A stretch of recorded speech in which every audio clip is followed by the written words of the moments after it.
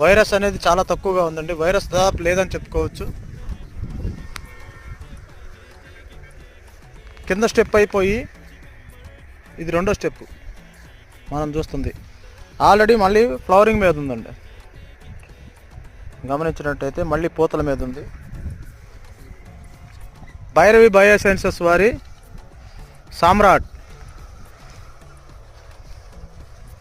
సామ్రాట్ అనే మిరప తోటలో ఉన్నామండి ప్రజెంట్. ఇదిగోండి, గమనించినట్టయితే కాపు చాలా చిక్కనండి. ఏ కొమ్మ అయినా తీసుకోండి,